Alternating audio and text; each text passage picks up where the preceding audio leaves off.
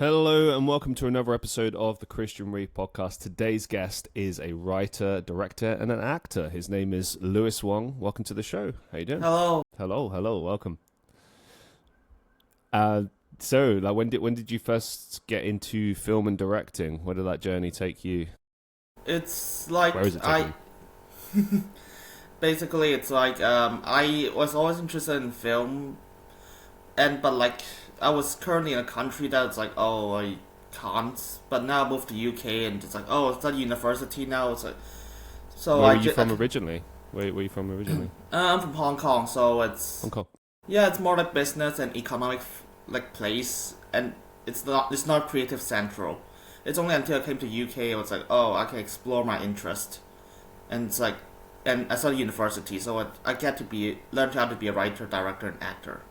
I mean, in Hong Kong, so was there no creative outlets at all, or was it just because I know you said it's not a center of that? I understand that, but like, surely there would have been like outlets or like groups or something like that, you know? Yeah, there is, but like, it's not nowhere near as big as UK. It's like you have to be in like a specific position, or like you have to get accepted to a specific academy just to be in like any creative field. It's that difficult. So you couldn't just like, for example, start making independent films on your own. Like you just couldn't do it. No. Yep, and also, yeah, things have to also get approved by the government. Really? Yeah. So like, if you and I went to Hong Kong now, and we just want to go film in the street and just do like a quick short film, like we've got to get approval before we do that. Like for locations, of course, like everywhere it does, but like let's just say some things the government does not like, so that's why. I understand in China, Hong Kong, like there is obviously different laws and things are completely different, like culturally and from the government wise, but it's just interesting to me like how different it can be, and obviously it's completely foreign to me. Like I don't know at all how it is. I hear stories from people that are from there, but it's just, I don't know, a different world. Like, I mean, how does it compare for you? Like, how long have you been in the UK now? I know you've obviously finished your degree and everything, so it's about 3 years, right? 5 years now. 5 years, sorry. 5 years. Apologies. It's fine. Don't worry. So, yeah, how does it compare for you? You know, you've been here 5 years now. You've got probably a very good understanding of the UK and what it's about and how things work. You're still here. You're staying. That's, you know, it's, so you like it obviously, but like, how does it compare for you? It's more like, okay, so Hong Kong is like really small, and there's not a lot. And trust me, I'm more like, okay, even though when I'm growing up, I'm more like, I always loved Western culture than my own culture, which is weird for a lot of people I've spoken to. And so I just like, so for me, I just prefer the UK because there's more chances and there's more things to see. Because I was like, oh, I can always do like something more creative here. Compared to like Hong Kong, just like I got limited for a lot of areas. And also you have to be specific, like you have to be a lawyer, you have to be a doctor, you have to be banking. So and then here it's like, well, there's more things you can do. A lot more. So how much exposure is there to, say, Western media and culture, and like how do you get access to it? Is it restricted, or is it just kind of just difficult to find, difficult to access? Like, how, for example, were you influenced enough to want to come to the UK? So basically I came because the government turned bad. It's really bad, oppressed us, and so we have to basically came here by virtually no choice. So that's yeah. Okay. It's not that. So it was a decision your family made as a whole, kind of thing. Yeah, as a whole. So it's a hard decision, but yeah. So what's the question again? Sorry. It's all right. I guess what I'm trying to understand is, well, that kind of flips things a little bit, because obviously that explains why you moved in the first place, other than your studies. But I guess what I was trying to say is, you know, you already had an interest in the UK in Western culture. Like, how did you find out about Western culture? Because I understand China's quite restrictive, say, on things like internet. Like you can't get access to certain websites, and there's alternatives like for social media, like I think WeChat is one of them, if I'm not mistaken.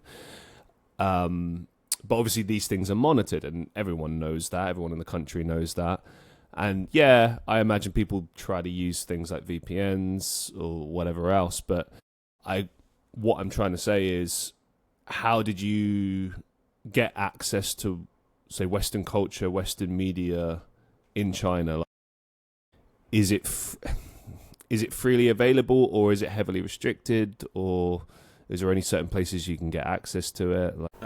That's easy. Basically, I'm from Hong Kong, so we basically have a different law than China. So basically, we have access to YouTube, Google, and basically everything without a single problem. Okay. That's a thing. Basically, also we always call ourselves Hong Kong instead of China because we always love it. I've noticed this, and it always, like, I always correct myself if I meet someone from Hong Kong. I'm like, oh, sorry, you're from Hong Kong. But like, I'm still getting to grips with that, because it almost implies that it's like a separate nation within a nation. A bit like what's that nation? Is it Catalonia? Maybe I'm thinking of somewhere else. There's like a region of Spain or somewhere like that where they like consider themselves independent. And is it the same with Hong Kong? Like, are you independent from mainland China, or is it kind of more like, how does that work exactly? It's okay. It used to work because it's like basically because UK rule us, and they promised Right. like and then after UK just returned us back to China, just like, okay, we're operating a different law now. So you can just do this. Of course, that basically, let's just say the freedom is completely gone after 6 years. 6 years ago, Wow. But we can still have access to YouTube, Google. That is the same, but like it's like, but you could not. Basically, if you want to say bad things about government, it's like, It explains the pushback and why people from Hong Kong are very resolute in these things, and why you get so many people from Hong Kong versus, say, mainland China. Like, that explains a lot, because it'd be like the equivalent, I guess, of Northern Ireland versus Ireland. Like, people that don't know sometimes get it wrong, and they assume like that Republic of Ireland is part of the UK, which it's not. It's completely separate, different nation. But then you've got this part, Northern Ireland, which is part of the UK, and it's like, you cross the border, it's completely different. You go to Northern Ireland, it's like the rest of the UK. You go to Republic of Ireland, and it's like a standard European city, like anywhere else you would go in the world. And obviously that is not just because of history and stuff like that, but culture. Culturally, it's going to be a lot more influenced. And bringing it back to Hong Kong, I imagine it's the same. Like, Hong Kong maybe is more Western influenced versus the rest of China. Would that be right to say?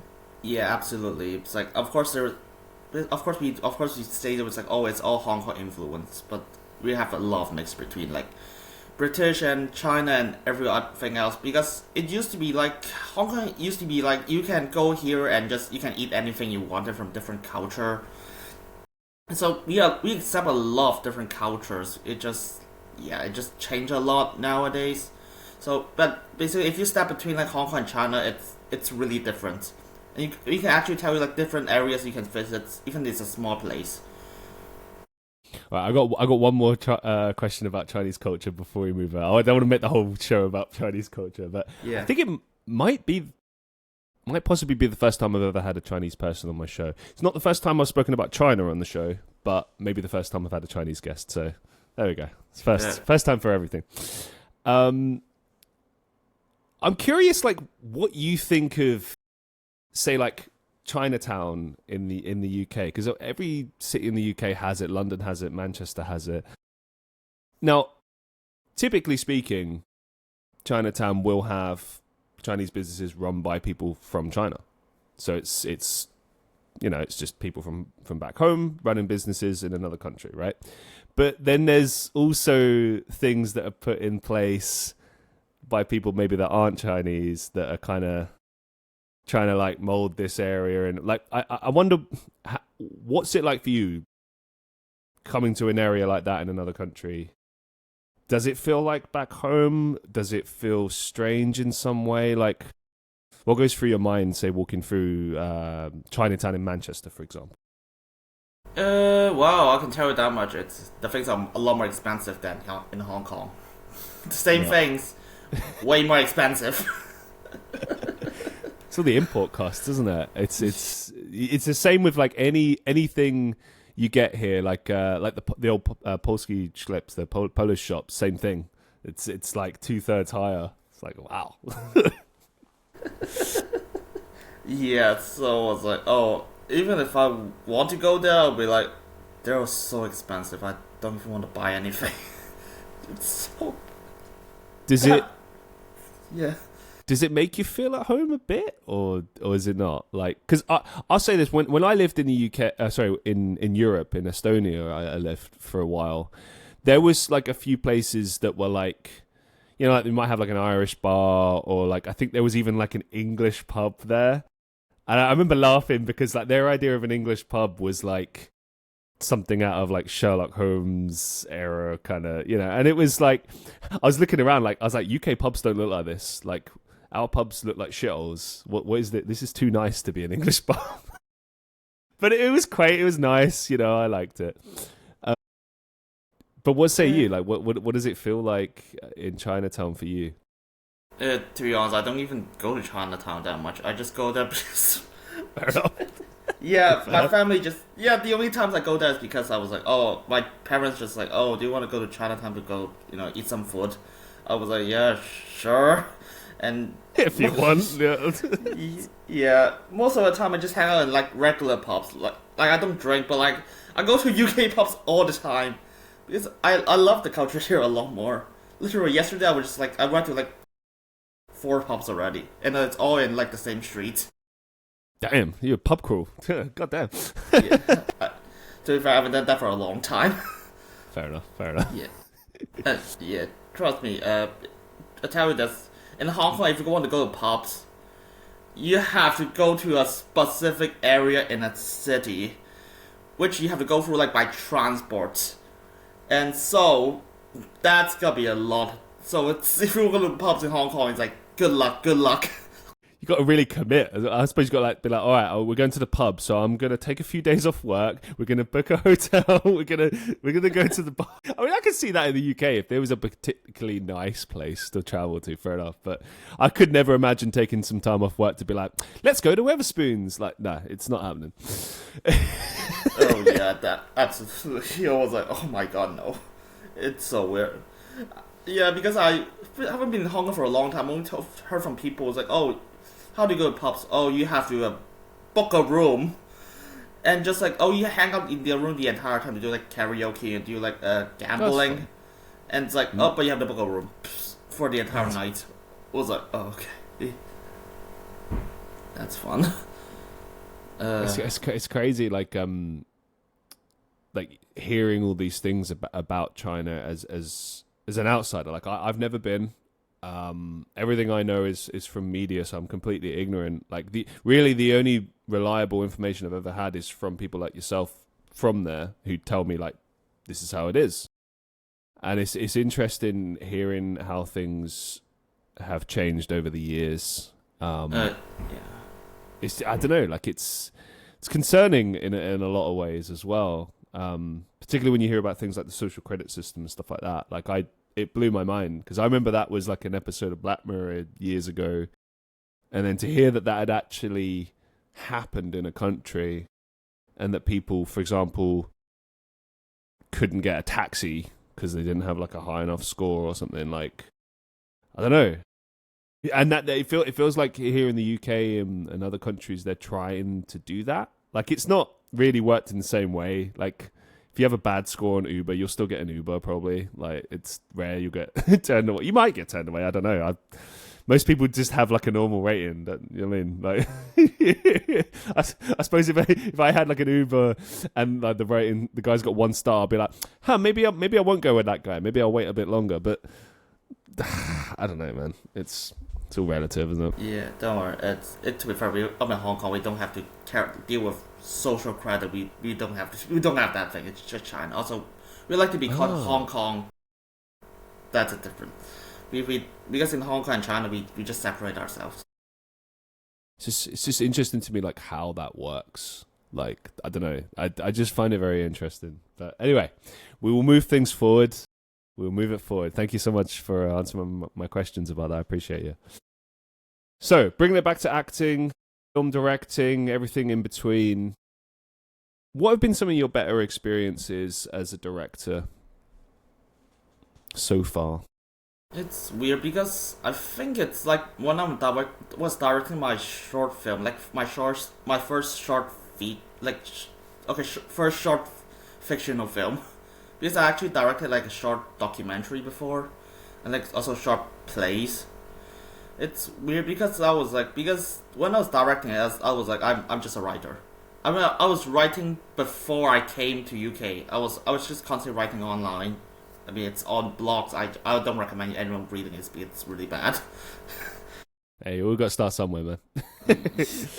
Yeah, and then of course I already have the area of writing, but like because of directing, I was like, I chose my 3rd year project to be like, okay, I don't want to write a script. I want to try make a film before, so I can like bring something to show to people after I graduate. And it's wild because my university is Bangor, which I'm gonna be honest here, way worse than other university in Manchester. Legit, everyone I talked to call it a shithole. I don't know what you mean. I mean, I've heard nothing about it, so I can't comment. But I will say that when it comes to university, in general, people make every uni has like hype for better or worse, and often it's better not to like buy into the hype. Like for instance, the uni I went to, Royal Holloway University of London, sounds really posh, doesn't it? It's not in London. It's part of a group of unis, but it's not in London. But we benefit. We got like if we had jobs at the uni, we got paid as though we were in London. So yay. Most people genuinely base their decision to go to that university on the fact that there was this beautiful big building there that from the 1800s. And I'm like, what do you mean? What? Like, yes, I agree, it's beautiful, but you're going to base the next 3 years of your life on this building? Are you mad? And then like obviously with every uni you've got some things that the uni's better for and some things that are not. Like for instance, Loughborough Uni, everyone's like, oh, it's a terrible uni, but great if you want to go teaching. So I don't know. What's Bangor known for? Bangor University. I think it's the smallest city with a university. Like legit. You've seen the city center in like Manchester, Piccadilly, like all the time we go to networking. Because we're in the 53 too. That is way bigger than my university. The city my university is already. Legit, people know each other, so it's a small city. I mean, it's also in Wales, so it's not. You don't get a lot of funding, and so yeah, and also a lot of rumors and a lot of gossips. That's a lot of problems, but yeah, I'm lucky to like basically not be there anymore. But hey, I made a film there, and to be honest, it's weird because a lot of people told me that I was like, you're way better than you expected when it comes to like production and stuff. I was like, oh. Well, they were like, we thought you were going to be shit. Oh, thanks. Appreciate the vote of confidence there. Yeah, to be fair, it's more like, oh, you've done it better than me, and I've been making films for a while. Wow. I was completely shocked. Most of the time of course I write the script. I made 17 drafts already. So of course everyone expect me to write well because I'm a writer. Everyone knows that I'm a writer. And then when I was directing, and I was like, okay, here's my script breakdown, here's my shot list, here's my production schedule. I made everything on my own. And even though So it'd be fair to say you're a writer first, director second. Would that be fair? Yeah, that's how I introduce myself. Just like I'm a writer first. So basically I need a script that's ready before I was like, oh, I've got good to go with this. So basically, so I can understand like exactly what I wanted myself to, like what shots I want, what actors do I need, what costumes do I need. I want to understand myself first, and so it's like I just bring my script. It's like, okay, I want to cast actors. I want to cast these actors. I want to cast like that. I want this shot. I want a lot of like stuff on set. I think it's like people. It's like, oh, you gotta have a risk. I mean, I think there's, of course, because the difference. I've talked to a lot of people in Manchester. People in Manchester told me that I was like, oh, you have to get funding. You have to get like a Kickstarter, or you have to like permits. Because I'm in Wales, so it's like I don't have to do any of that, but also I have to work on several budgets. Aside from myself, I pay for my own pocket. So that's a problem. Also, they never taught me how to do it. I guess it all depends on the scale of what you want to achieve. I mean, I've done a lot of like guerrilla filmmaking before, where it's like the old expression, ask forgiveness, not permission. Other times it's like, yeah, you got to map this out, you got to get permission. When it comes to budgeting, I mean, I guess it depends. There's people I've done films with where I would do films with them every day for free because I love making films in general, and working with certain people is always like rewarding, and with what we do, it's a joy to do it, but then of course it is a living and people need to get paid, and I guess it depends what you're doing. Do you know what I mean? Like it's when it's like a 2-3 week shoot and no one's getting paid, and you're asking actors to like perform in like rain and stuff, and there's not even food on set, stuff like that. I'm like, yeah, this is not acceptable. It's like the reason that I don't do short student films, because so many students I see, and I'm just going from experience here, guys, I'm sorry to say, but so many students I see up and coming have zero intention of becoming filmmakers. Like, just there's such an unprofessionalism. I don't know. I think a lot of people see it as like, oh, this would be a bit of fun at uni. And it's like, okay, fine. But like the real filmmakers do this for life and are engaged and have an air of professionalism. Like if you've got actors and a whole crew on set, like you need to take care of those people. You need to, at the very least, provide food and drinks for a shoot, because it's like, I'm happy to work crazy hours, right? But I'm not going to do it if you've not provided like basic coffee. Do you know what I mean? Like just little, or like there's been times I've done shoots where it's like, we've not taken a break in ages. And I'm like, are we going to take a break or what? And they're like, oh yeah, I guess so. And it's like, you need to think about this stuff. Or like they never released the film. That drives me nuts. I'm like, what do you mean? You're never going to release the film? Like, isn't this why we do this? Crazy. Don't get it. Don't worry. It's because I spoke to every one of my classmates. The most connected people in university is like all my classmates. Everyone has their own reason. For me, it's like I always want to release the films it's on YouTube, to be honest. You can watch it. It's called A Friendly Project. I don't think it's only have like 500 something views, but like it's good enough. It's for my first film. It's like very good. And yeah, basically a lot of my friends had like, because I spoke to a lot of, some of them are just like, oh, I just want to be a teacher, but I just want to like learn some films. Yeah, it's fine. It's fine. Yeah, one of them just like, I want to be a VFX artist. I want to like understand how to do like 3D modeling. So, but I've never done it before. So I'm just, after university, I'm gonna do it.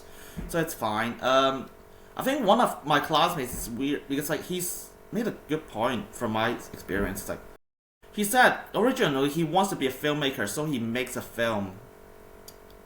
But 3 years he experienced how people who are in film industry are like, and he just could not deal with those people anymore. He's just like, you know what?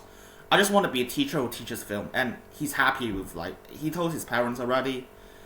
And of course, some people I know are still like filmmaking, because literally just last week I met some of my classmates again, and we have a good chat and stuff, and they've spoken that they still want to go to a film career, path. But like some people are just like, oh, I just don't want to because we have various reasons. Some people don't even release their films because I think like one of them just want to be an actor, even though he directed and written his film. It's like, this is so good. What are you on about? You should release it, but it's fine. And then one of them just like, oh, I made this film because it's for my flatmates, my love letter to my flatmates. So then they said that they did not want to release the film. So it's like, fair.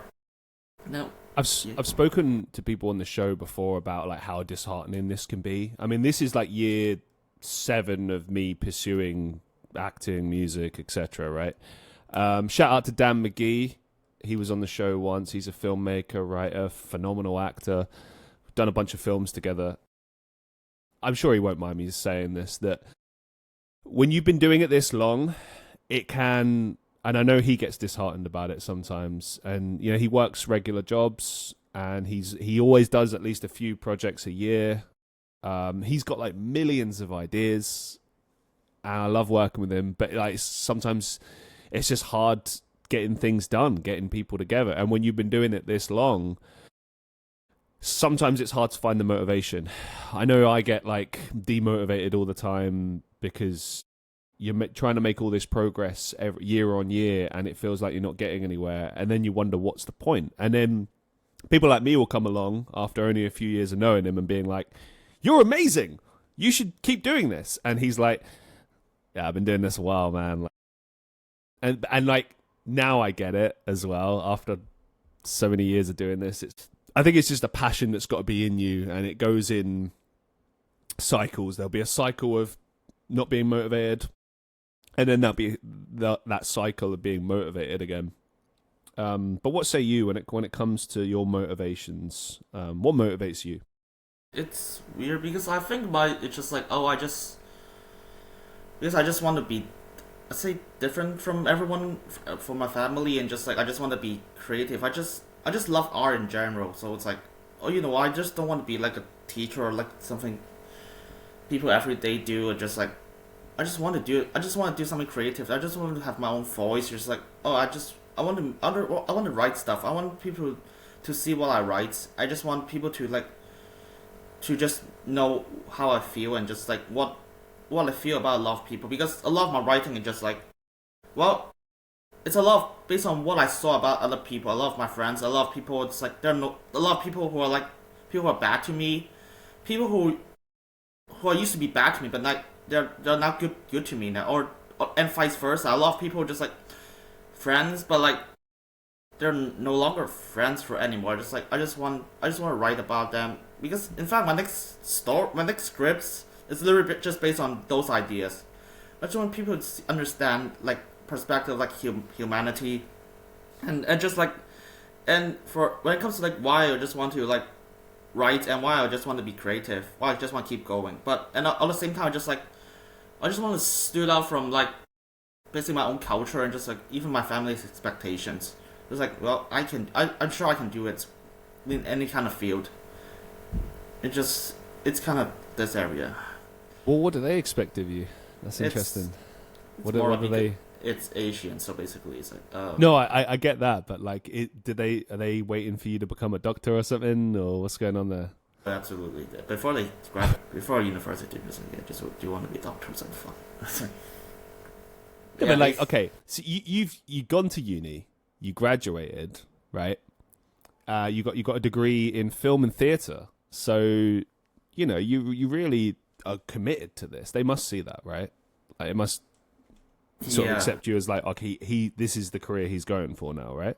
Yeah, they have to accept it now, because I was I graduated, so I was like, I'm gonna do this, I'm gonna do this. I go to this networking event, I go to this podcast. I just told them, I was like, okay, I'm gonna do this. Please, I'm not gonna do anything you wanted right now. I just like, yeah. I mean, I respect you, man. Like, it's good to push things that you know are right for you, even if people around you don't get it. Like, I have the same. I think my family always kind of have been scratching their heads a little bit about my actions, but at the end of the day, as long as you're out there doing your thing, you're carefully over time molding the life that you want. But it does take time. We unfortunately have chosen one of the hardest careers there is. Do you know what I mean? Like do you know what I mean? If it were poker, we've got the hardest hand to try and win with. But I don't know, man. I think that with this, there's so much emotion that's contained within what we do, and passion, and it's like it's almost like a non-negotiable. You know, I feel like if you're going for like a standard career, you can kind of switch, chop and change all the time, and it's fine. But with what we do, if you ever spend even a moment away from it, it's devastating. It's like, I have to get back to doing it. Do you get that feeling as well when you've not done it for a while? Yeah, it just like, I mean, to be fair, I haven't. It's weird because I was like, after university, like during university, the only script I've written is basically my own. Just the script I was talking to you about. It's like, that's literally the only script. It feels a lot more like dampening, but like after this, I just just keep writing and just keep writing a lot. Good idea. It's a lot of like, when you don't do a lot, it just kind of feels like I just want to keep going. Like after you don't have any restrictions, it's weird because, I mean, like my parents trust me, but it's like at least my parents just like allows me to do like, okay, you can do a career and stuff. My university was like, where is it? Oh, the small city in Wales. I was like, oh, okay. And then I was like, you have to write. I was like, how do you get a career? Oh, you have to go to this theater kid society and this Welsh theater group. I was like, how much? It's like one. I was like, and then how do you get filmed? Well, there's one production company there, not in that city. No, it's Nice. like it's called Round and Round, but like you have to know how to speak Welsh.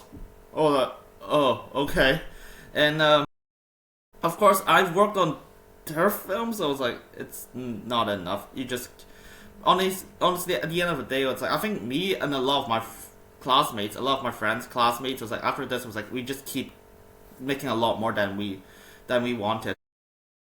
It's like I think I've been talking to a friend like a few months ago, and he was like, "Oh, I've been working on like 3D modeling, but like he just doesn't know how to do it after university. It's hard."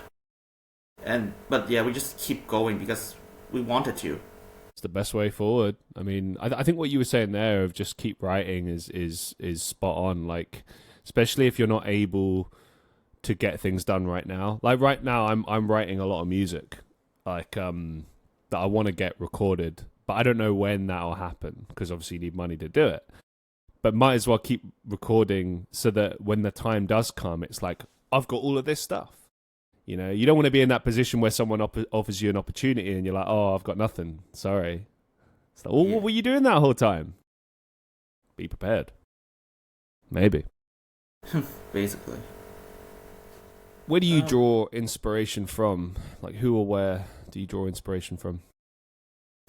That's simple. Basically, for myself and basically everyone I talk to, basically even you, I was talking to, I'm already thinking of inspirations because it's like, because more of my writing is drama based, like character driven. I just like to see like how this character reacts when you meet another character. So I just like draw inspiration from a lot of people I know from real life. A lot of people I just spoken to like even once. I already draw a lot of inspiration from you. I listen to all the conversations. And like every word I was like, I understand why you are and how you are and what I understand who you are as a person already. So it's like I just start writing from that point because also fun fact, I don't have internal monologue, so it's like I can just start writing from page one. Like from how I don't have to hesitate from like how I want like okay, how does it sound like? It's like just go. It's like it's like also it's more it's a lot of people I inspire from. Also it's like more like where I've been because currently I study in Bangor. Like okay, I graduated from Bangor. So a lot of my writing currently is more like Bangor based.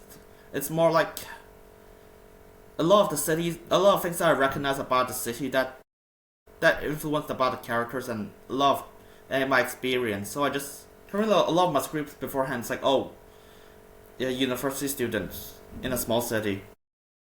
How do they react? It's quite interesting because I think a lot of people here are just like oh, how to inspire what's the inspiration? I think they will always tell. I think a lot of people just like it's from myself. It's from a lot of people I know. I mean, even if you watch like Pixar films, like Finding Nemo, what's the inspiration? It's actually the director's son. What about in The Incredibles? It's actually Brad Bird's wife. That's inspired Helen.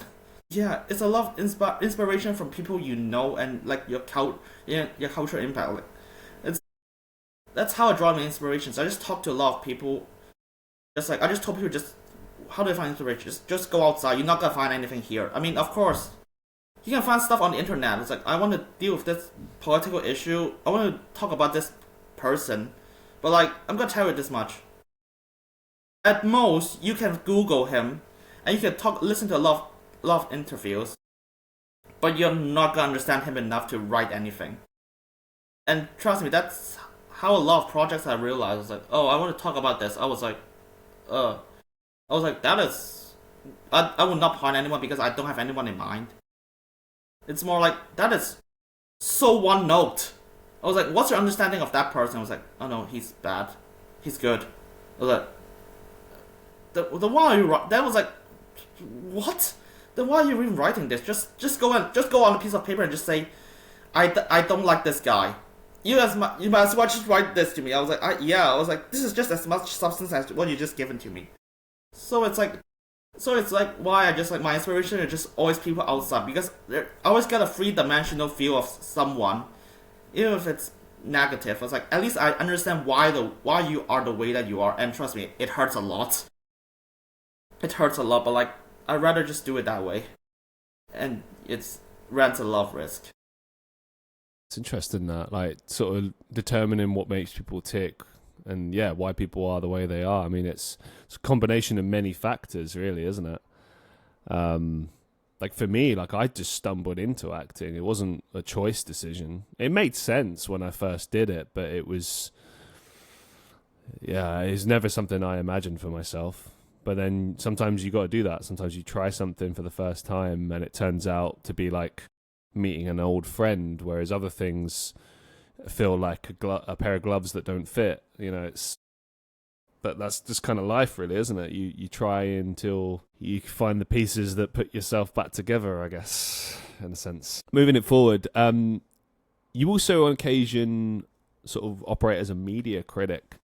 So I wanted to kind of ask you a little bit about that. Like, why do you think it's important in society to have media critics, film critics, etc.? What's the importance of that? It's for me. It's like I want you to improve yourself. That's why. It's like imagine if someone just like told you your piece of work is flawless. There's nothing to improve. It's like, are you gonna improve yourself? I was like, answer is I. For me, it's like it's basically the same principle I apply for other people. It's so for me. I want you to be critical of my work. Because if you don't judge me, then how am I supposed to know what area am I supposed to improve upon? It's weird because like I review a lot of films, a lot of shows. Of course, because I'm filmmaking now, it's like my interest is like gone down a lot more. I still keep watching a lot of stuff like, oh, I think this is good, I think this is bad, here's why. I think we kind of need that so that people understand that this is how you could improve upon yourself. This is the good things that people can inspire from. This is the bad things. But, so please don't do it. And this is why. Because, like, if you don't have critics, how are you going to improve yourself in terms of, like, writing or your acting? Imagine, like, Tommy was so in the room, was like, hey, your acting is flawless. Your acting is flawless. And we would be like, and a lot of people Hi, would Mark. Hi, Mark. Oh, I did not hit her. I did not. And people would be like, wait, that is good acting. No one would be like, oh, that's good acting. His acting is as good as, let's just say, okay, and it's like, oh, maybe just, like any Oscar winners, like, oh, Anthony Hopkins. I was like, his acting is actually as good as Anthony Hopkins. I was like, because everyone's praised, I was like, well, okay, that's not how it works. I guess it's a matter of perception as well. Like obviously, in this instance, yeah, he's not a good actor by comparison. But I mean, for every 5 people that say Anthony Hopkins is fantastic, there'll be like one person that's like, oh, he's terrible. And I think it's there's levels to this. Do you know what I mean? Yeah. It's like, for example, I always take criticism on board, but I always consider the nature of the criticism, what's being said, who's saying it, and the manner in which they're saying it. And then I look at my own opinion, because I'm always like highly critical of my own work, and I think you have to be.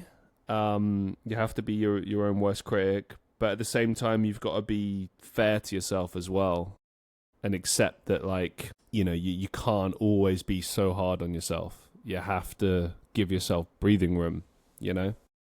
And in the same way, I don't think you can always take everything that everyone says negatively as being like a true reflection. It's comments, it's stuff to consider, but that's what it is. Yeah, it's hard because it's like, because for people who know me, I'm really harsh. But like, I'm only harsh if I ask you, are you sure about this? Do you want me to be harsh? Because like everyone in my university just like, you're really harsh. But like you were, because literally like a friend of mine just like, can you read my script? I was like, yeah. And then here's my comment, and he was like, you know what, just be honest with me. And just like, okay, here's all the plot holes. And I mean, it's a fair point. Do you know what I mean? If you're giving someone your work and you're saying, what do you think? Right? You can't then get upset when they're like, oh, it's shit, and here's why. Do you know what I mean? Like, because you asked, you know? I mean, if you said, no one would ever do this, but if you said, hey, can you please tell me what you think about my work, but only say positive things, they're going to say, well, no. And also, what would be the point? It's like, I was like, oh, okay, then that was like, I'm sorry, you shouldn't be an artist. You shouldn't be creative. It's like, because if you can't take criticism. I mean, that's true. Getting motivation is half of it.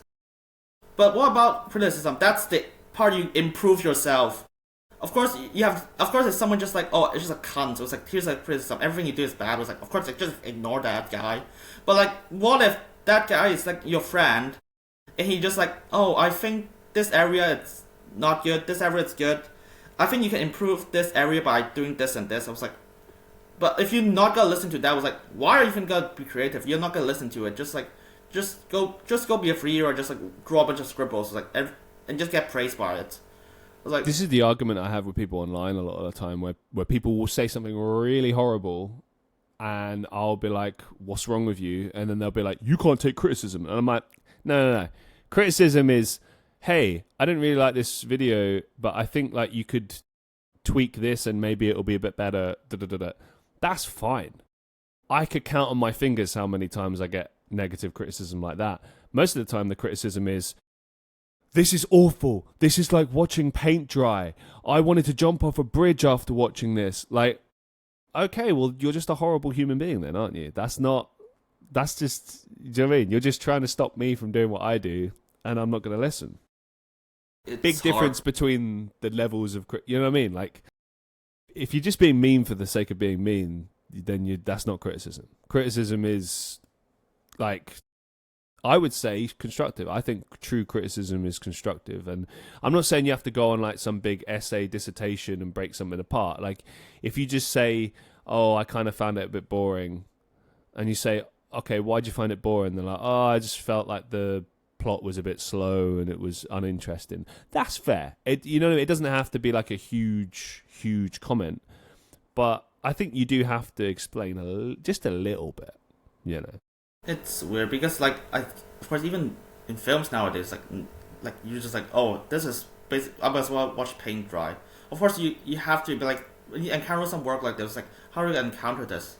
For me, it's like, if you tell me this my work, it's like, might as well watching paint dry. It's better, or even better, if you I might as well watch paint dry than watch your work. I was like, okay, now list down all my problems. Like, what's my problems, like character, the plot. If you list them down, and you have a reason to say that way, I will listen. Because I was like, because a lot of films, like, you know, Star Wars sequels, no one likes that. Or at least The Rise of Skywalker, no. It was like, that one was like bashed by everyone. And everyone just like, it's bad. And then everyone... Was it not The Last Jedi that was the one that was really destroyed? I felt like Rise of Skywalker was kind of mixed, but Last Jedi was the kind of one where everyone was like, this sucks. It's weird because I heard a lot. That's where it started. For me, it's like I dislike all three of them. It's like yeah, but the first one was alright, but then that was just a remake of the original film. So it's like, how can we make a good film? Let's remake the original. Great, good idea. I was like, nostalgia. Here's money. I was like, okay, and of course it worked. It created intrigue, and then they just kind of ruined it afterwards. Yeah, of course. The Last Jedi. I think it's like perfect when it comes to like, but I'm just saying The Rise of Skywalker because I don't think anyone just like that's a good movie. I've never heard a single soul talk about that. The Last Jedi, you still hear someone online just defended it. But like for say just all three sequel trilogies, as a coherent story, no one would be like that. Yeah, that's coherent. I never heard a single soul talk about that. And it's like, but the thing is, we all offer criticisms. Like, here's why. It's like because this movie ignores this part. This movie ignored this part. This movie ignored this part, and even movie itself ignores this part.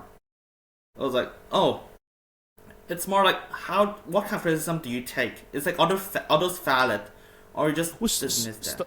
Star Wars is a good example because when you think about that trilogy, most of what people were saying was very toxic and just kind of attacking it, like, oh, it's not what we wanted. Screw this. I hate this. It's so shit.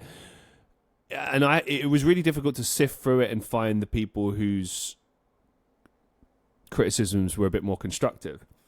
From what I can see, it's like you say, it wasn't coherent, and a lot of that was to do with having different directors, different visions. Like, they tried something ambitious with the second one. I personally wasn't a fan, but like I saw what they were trying to do. They were trying to do something different, a bit arty. It's fine. Like, go for it. Try something. It just wasn't what I guess the fans wanted, right?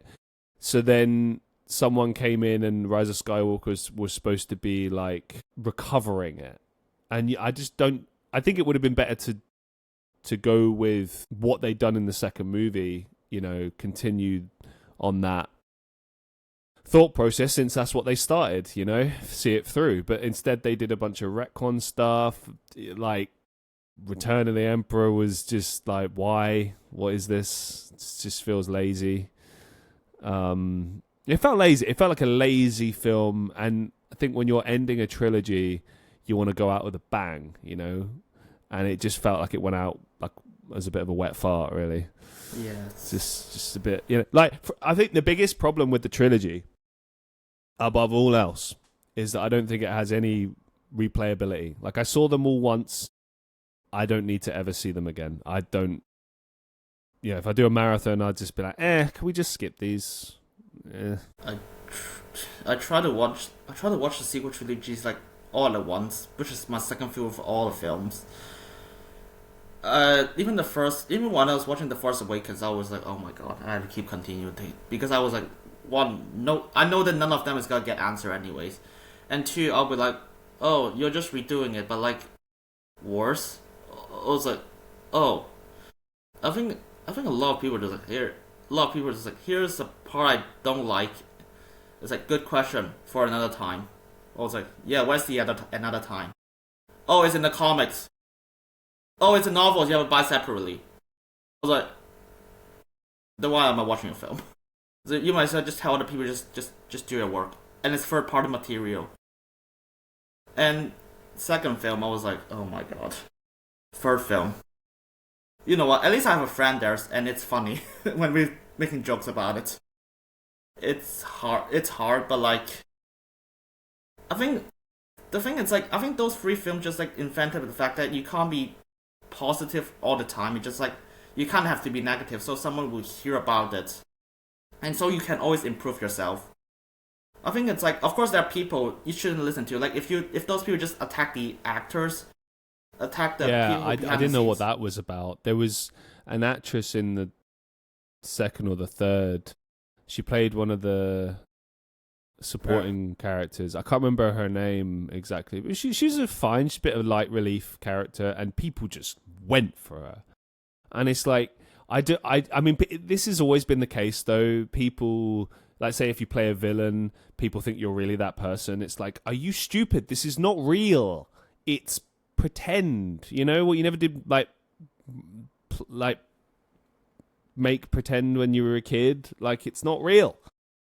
But people are idiots, unfortunately. Those people was like, just ignore those people. I'll be like, just ignore those people and just go with like, I would just like, okay, why is this character bad? I was like, it's in the writing. I was like, this is why. The thing is, I actually met a meta artist who worked on the Force Awakens storyboard. Really? It's like Bangor University. Just like, here's a person who worked on Star Wars Force Awakens, and he was like, I do not like the film I worked on. He legit said it to me. I was like, he's like black person, and he was like, I do not like Finn. He's a clown. I do not like Rey. I do not like anything. I do not like. And he told me the entire process like it's a mess. I do not even understand what's happening behind the scenes. I was like, I can understand his sentiments, because Star Wars at that point had not been in the cinema for like a long time, maybe like a decade or something. So it was exciting, you know. It's like, oh, cool, new characters, new generation. Maybe we'll see old characters. Like, there was a lot of possibilities there, and I do think they set things up. They set intrigue in the first film. You can't deny that. But I know what they made. Like, when they say like, oh, they made Finn kind of seem like a bumbling clown. There was an air of that. Not completely, but there was an air of that. I can see why that guy might feel that way. Certainly does feel that way throughout the rest of the trilogy. The fact that we never get an ending to Finn's, Force sensitive stuff, like that they just ignored it. I'm like, oh man. And then you barely see him the rest of the films. So he's built up as this big character in the first one, and then just kind of discarded in the later films. Yeah, it's just frustrating. Really. Yeah, it's weird because if you hear John Boyega's interview, like even just like comments, he was like, I do not want to work on those films again because I think even John Boyega knows like, oh, you just don't care about my character. You just make him like, I'm just gonna scream Rey. It's like he just like, I think one of the Twitter is like, oh, do you enjoy the films? Like I think he said it's like, I enjoy the paycheck. I was like, oh yeah. That's the thing as an artist, you want your character to have a clear story. Like, to just be discarded is pointless, you know? Like, I whenever I'm playing a character, I want things to make sense, you know? I don't care if my character is successful or not successful or whatever. What I care about is the story consistent for this character? Does it make sense? You know? Otherwise, it's just like what we did. It's a waste of your time at the end of the day. Yeah, it's more like, it's like we just want something. We just want to make something good, or just like even if you like do it for people, it's like I think the people just want to believe that your work is good. Of course, it sucks that it's like. Of course, it's bad that if people think that it's bad, but like it's like okay, but at least I have fun. But if you go on this project, it's like, oh, I actually do not like to make it. I like to get paid for it. I was like, oh, yeah, I think you messed up in the first level already. It's like, as artists, you messed up. No one believes your work. I mean, that's powerful. Yeah, you want people to believe in what you're doing. If it doesn't evoke an emotional response, I mean, that's the thing, isn't it? I think for a lot of people, the sequels evokes apathy, which is worse than hatred. Because hatred implies, like, some people like it, it's divisive, it's polarizing, you're getting an emotion. But if it's just apathy, like, ugh, I don't care, whatever, that's probably the worst thing you can get as a response to your work. Just disinterest. Whatever. I'll take it or leave it. Yeah, I was like, oh well, as artists, I mean, that's, of course, directors, like, you get blocked by studios if you failed. Of course, if you're just an actor, just like, or just someone working behind the scenes, so you just got this more opportunities. Like, none of them you gotta be liked, but like, well, at the very least, for people, for like PAs, for like DPs, like, oh, well, at least I can do other stuff and no one knows my name. At the very least, I mean, I do not like it, but like, at least no one knows that I worked on that. A couple of final questions for you to wrap things up for today. What has writing and directing taught you about life? That's a good question. It's more like, honestly, it's more like understanding a lot more people, because when I was working it, originally, it's like, always I always have like a really simple feel on life. Like I think art should be this way. I think life should be this way. And then when I just got to it, I was like, things are a lot more complicated, and I have to learn how to be like, okay, I'm really critical, but like I learned to like how to respect other people's work while not being critical. Trust me, it got me a lot of wrong ways beforehand. What it taught me, it's weird because like somebody who cared about you do care about you. Like I told you recently, one of my friends is like, he knows I'm a writer, he knows that I'm critical. He's like, I just like, hey, can you look at my work? And I was like, yeah, I really think. I was like, you know what, just be that honest with me. What do you think of it? I was like, because well, I learned that some people do appreciate your work, and people who do lend your helping hand. And at the same time, you just learn a lot of like people who does not like you for who you are to begin with, which I learned it the hard way. Basically, it's weird. It's because I'm from Bangor, so everyone knows each other. And that's where I learned a lot, the majority. And I already learned that, okay, who cares about me? Who pretend to care about me? It's hard, but like, I mean, that's how I inspire all my writing from. But like, it's hard, but at the same time, it's just, that's how I learn. Because I've worked on a lot of people's projects. A lot of people just still love that I help them. That's how they return my favor. Because just like, one of the girls was like, she acted like briefly, and I just asked her because I'm currently less than one role. I was like, hey, do you want to be a main actor? That's my film. That's a film online I mentioned. And she was like, yeah, I'll give it a shot. And she did great. And so in return, I just helped her film. I'm just like, I'm gonna be an actor here for you, dancing for 3 minutes straight. I was like, do I like it? Well, I enjoyed the process. I'm not a dancer though. Even though I do music theater, that's the ironic part. But yeah, it's like it's more like a lot of people appreciate you, and a lot of people who don't, just like, well, they're not gonna be here your entire life. There's always more opportunity, because it's weird because I saw a lot of people. I still spoken to a lot of people I still worked with. Of course, like, you're not gonna talk to a lot of actors after the film is gone. They're just doing you a favor. And some are just like, oh, yeah, I just want to work here. But some are just like, well, I want to keep talking to you. And it's like, and yeah, it does. Like, I still talk to the person who did, like, DP for my film. I still talk to the person who did sound for my film. I still talk to the actress I talked to about. It's like, a lot of people do care. A lot of people just want to, like, oh, I just want to help you once. And a lot of people just like, I don't care about you. But like, it's hard. But like, a lot of people, it's just life that, and it's complicated. But there's always people who cares about you. There's always people who just does not, just like, what can I do about it? You just have to keep moving forward. Absolutely. What's the best advice you've ever received? Like in general or just in film? Anything, whatever comes to mind. I think it's more like sentiments. Like, I think I was talking to a friend, and I was not in a good mood. Like, I'm not gonna tell you what I'm talking about. It's like, basically I've gone through like some serious stuff, and he was like, "You did not do anything, right?" I was like, "No." I was like, "If you did not do anything, you'll be fine. You'll be fine in life." Of course, I get the sentiments like, well, it's like, of course you're not gonna be fine right now, or like in certain time, but like in general you gotta be fine if you just did not do anything wrong. Like, and then that's the moment. It's like, oh, people who knows you will know that you did not do anything wrong. Because it's weird, because I think I've gone through serious shit, and it's like, no, like, to a point I was like, oh, no one's gonna believe me, and everyone's like, oh, we believe you. Like, without saying that, without even explaining myself, I'll be like, oh.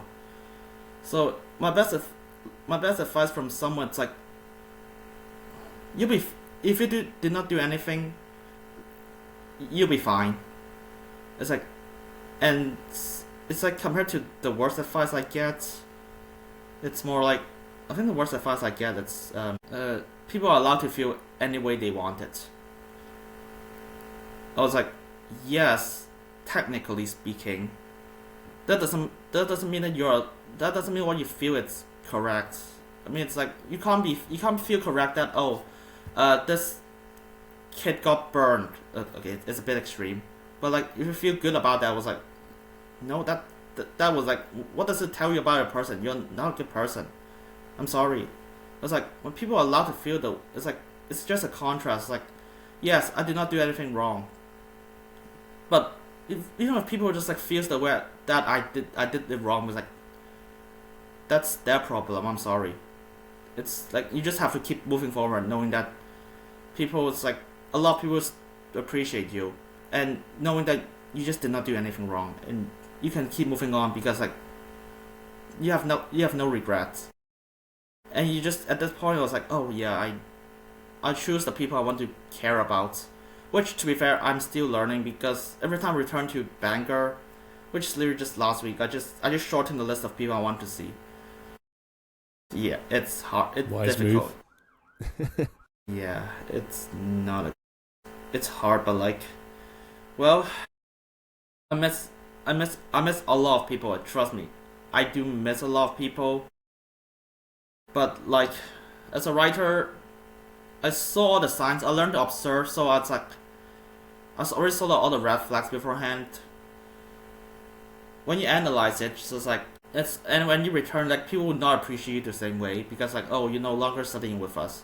I already have other connections. I think that I learned it the hard way with a friend, which I'm gonna base my script around her. It's difficult, but like that's how I want to get my closure.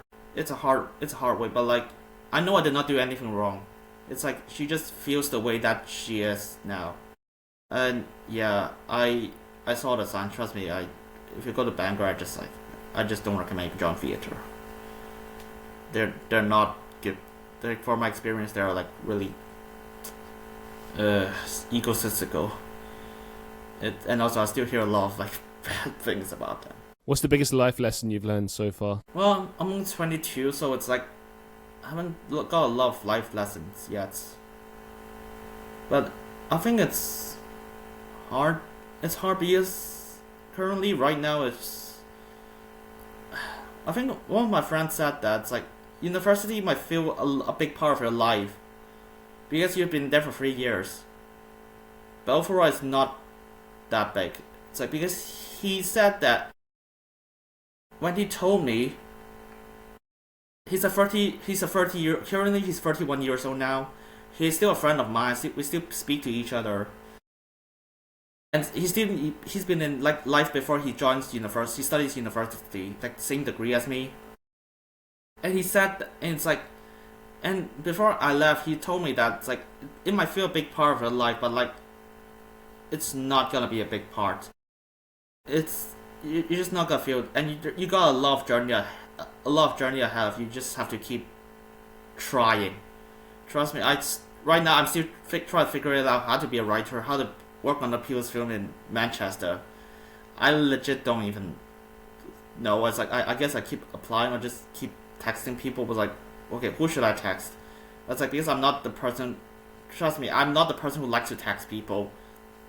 That's a problem. So it's more like, well, after I graduated in July, and now it's like what, January. So it's half a year has passed. I was like, it's just like I miss a lot of people there. I just don't miss, but I just realized that the things every time I return, just less and less things I miss. It's just like there's always a big part of life for you. And yeah, I think, and that's a great friend. He's working on film. He's currently in the last year. That's the best advice. Just like it's gonna be, university might feel like long, but it's not gonna be long. And yeah, and he's a really great friend, and a lot of people. I think one time, and yeah, and I just applied. Ever since then, I just applied that. I met him again, and then I met a group of my friends who graduated with me again. We have a great time talking, and we just reveal a lot of the life that we've been having. And it's like Yeah, they're all happy even after graduated, and that's okay because it's like they know that university is just part of it. And I know a person. I guess we used to be friends. Everyone said that she's smart. She's really good. Even a lot of people just like she's like a lot of people know that she's active, but like she just refused to grow up. She refused to graduate. Everyone just like, yeah, I just want to do a master's. I was like, why? Legit. I spoke to all my classmates, and even everyone's confused. Like, if you want to be active, if you want to do it, just do it. You don't have to waste time here. And I was like, and everyone just like, you just want to meet your friends. Which I've got to be honest here, I don't even understand her friend group because no one likes her. Like she has to be like, oh, she has to constantly meet new friends. I mean, of course she has like her partner, her best friend, but like other friend group, they just keep changing. That's from what I saw. And I just keep seeing her as like apart, like she just refused to grow up. Of course, I'm not gonna name anyone. It's like and I just every time of course I don't speak to her anymore, and I still just like kind of refuse to, unless she's spoken to me. I was like, I'm not gonna say anything. It's like you just kind of have to grow up eventually. It's just life. You just can't stuck in the same place anymore. And yeah, a lot of people who does just like are happier, much happier than I once saw them. And that's great. And I'm still talking to them, so I know that fact. Final question for you. Do you have any upcoming projects or final thoughts that you'd like to share with our listeners? Yeah, I mean, I'm script supervising for someone. I'm not gonna say anything because I'm under NDA. Ooh, exciting. Yeah, but making big moves. Yeah, and also, of course, I got another script supervising job in like February. I didn't get paid, but still. No, it's good. Fun. It's good, man. It's good. It's fun. Absolutely. But yeah, and of course, I'm currently writing a show which is completely based on my experience, just like going back to my university. I don't think I made it subtle, and also I already told like some people, it's like, okay, my script is based on you. So it's like, and even they were like, oh, I want to read your script. How do you write me? I was like, yeah, sure, when I finish it. I'm currently like, okay, it's all first draft anyway. It's like, I finished writing episode 3 of like 5 episodes. Exciting, man. Yeah, it's like all of them are just 10 pages. It's one, and most of them are just one conversation. So, and then I'm gonna picture like the 53-2 one from the developing room in January, like 28th. So yeah, I'm gonna pitch it there and just like give it a shot. Just like, why not? Just pitch it. And then of course that show is gonna lead to a film that I'm gonna write. That's based on the friend I just told. Like what the friend told you about is like a friend that I'm no longer with. No idea. I mean, I can piece it together why, but not the exact specific details. It's like, and that those are the things I'm currently working on. Just keep writing and just keep applying. I trust you. I don't even know how to apply for most of it, or at least most of them just like, if you want to apply, you have to be paid to pay someone, or you have an agent. You have to work on.